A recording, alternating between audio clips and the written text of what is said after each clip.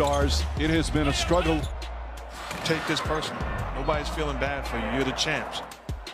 I don't think that time is necessarily on the Lakers' side. If the Lakers are a part of the play-in, they will not win the championship this year. Whoever came up with that need to be fired. Too many unknowns with the Lakers right now.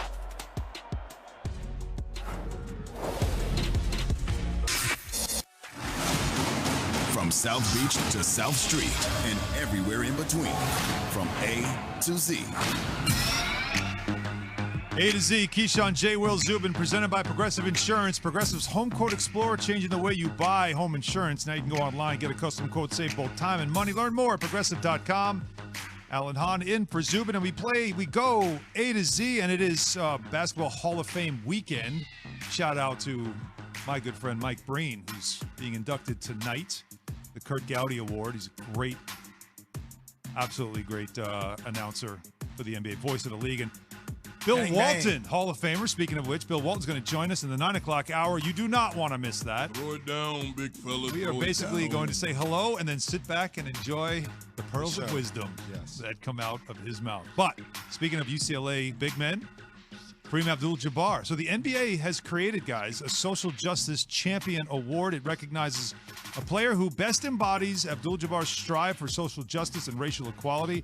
The inaugural winner will be announced during the playoffs and receive $100,000 from the league to donate to the organization of his choosing. Four additional finalists will also receive $25,000. So here's Kareem on what made him use his platform to push for social justice. Progress, it really started for me with Emmett Till. And I asked my parents why they killed, and my parents didn't have the words to explain it. But over the years, the explanation has become more obvious, especially with the advent of phone cameras. We now have proof of what we're dealing with. And people now can understand that and have some compassion. That's a win. And we got to keep building on these wins. And guys, Kareem obviously was one of the biggest voices, even as early as his college days, and certainly as a superstar in the NBA when it comes to social justice and the need for social reform. I mean, everything that Kareem has been able to do, and also, reading some of his books, reading some of his op-ed articles, really one of the most intelligent athletes I've ever met. And every time I listen to him speak, I walk away learning about the history of our game, the history of people in general, and how we can become better. Also in the NBA, we have another story, and this is one that you had to see to believe. You can also hear it to believe it as well. So Udonis Haslem, didn't we get a call the other day as somebody? Some topic around that where UD came up. Mocking UD, and I said, you don't ever, he's the godfather in this league. You show respect. So he made his season debut last night. He hadn't played, as everybody says. He doesn't play, but he takes up a roster spot. He hasn't played, but he played last night, and he was ejected from the game. First game. I mean, so it's his 18th straight season that he's appeared in the games. That's why they got him into the game to make sure. He played 3 minutes. He got a bucket. I think he got 2 buckets, and then he got into a little fracas with Dwight Howard as they were playing. The Heat blew out the Sixers. So here's the call. Now, you got to hear the one from the Sixers' point of view. So here's the call from 97.5, The Fanatic, on the altercation between Haslem and Dwight Howard. And Udonis Haslem now in words with Dwight Howard. And, he poked him in the face. He poked him in the face. Udonis Haslem going right at Dwight Howard. And I believe more technicals are going to be assessed here. Sam Cassell with willing ears listening to Udonis Haslem, as it's almost like Haslem has said, Howard, I've been watching you all year. I'm not putting up with it. And now Haslem, kick him out. He's out. He got kicked out. So Udonis Haslem gets in the game, but now he's not. See ya. UD out. See ya. He went Michael K.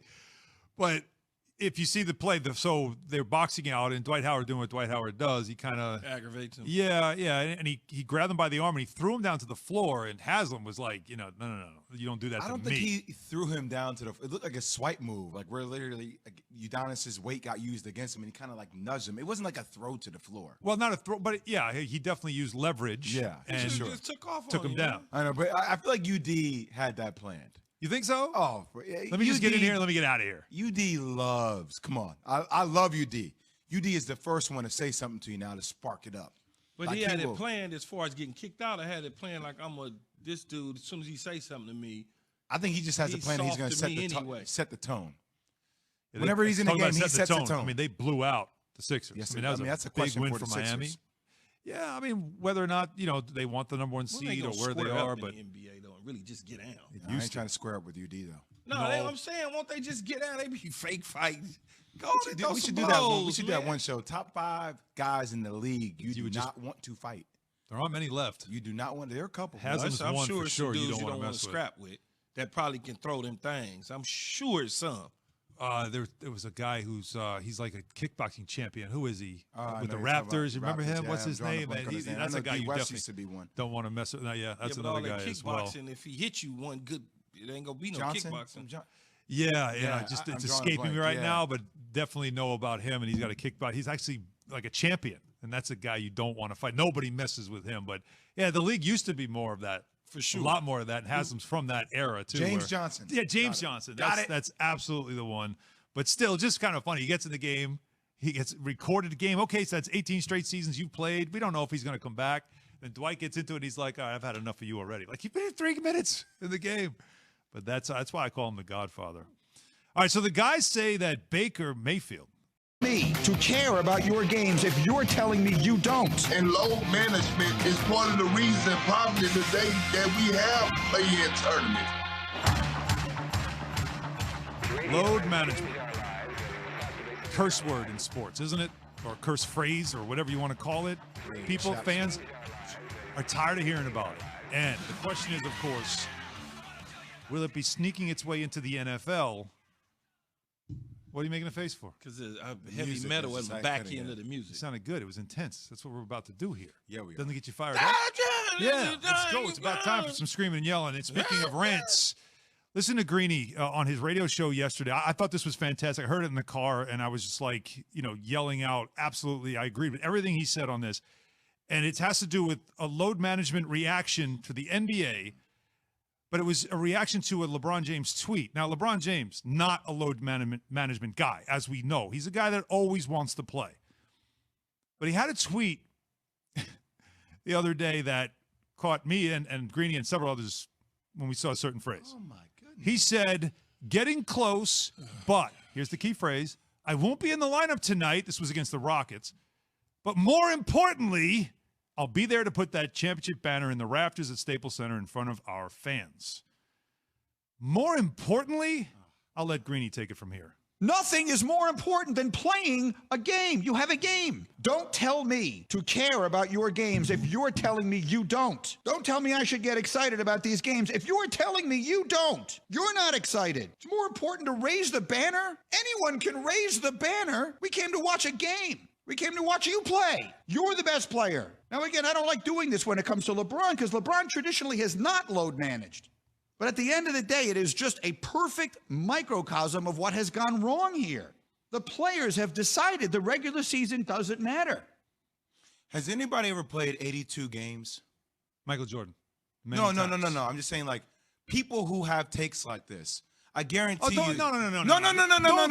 Stop. Don't give me that. You don't know what it's like, garbage. Because that's what we grew up on the NBA with guys who were stars that played pretty much every night. Yeah, and those guys weren't playing basketball every single day of the offseason, weren't doing USA basketball, didn't just have a truncated season. Like, I don't understand why we are picking apart a LeBron James tweet on saying more importantly for him raising a banner. They're playing against the worst team in the NBA. Let's make it clear. Rockets. Let's make it clear this was not about LeBron. He even said that. He qualified it as this is really not about LeBron. It's just about the phrasing used and the idea of the mentality now. Hold on. I understand he said it wasn't about LeBron, and it's the phrasing, but the tweet is LeBron's tweet. And you said me. It's the mentality of it. No, hold on. You said to me that raising the banner is more important than playing in a game. So why should I care about coming to the game and all you care about is raising the banner? So it is about LeBron because LeBron was the one who said raising the banner.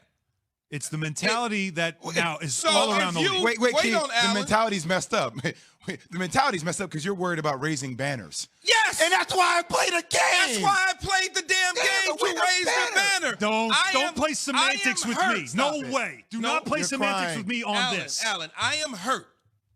I'm going to try and go. I can't go. I don't feel good about it. So I'm going to give it another day or so. In the meantime, I'm going to support my teammates and show the fans what we accomplished last season. I'm going to be there. Rather than sit at home and stay off of my feet, I'm coming to the damn arena.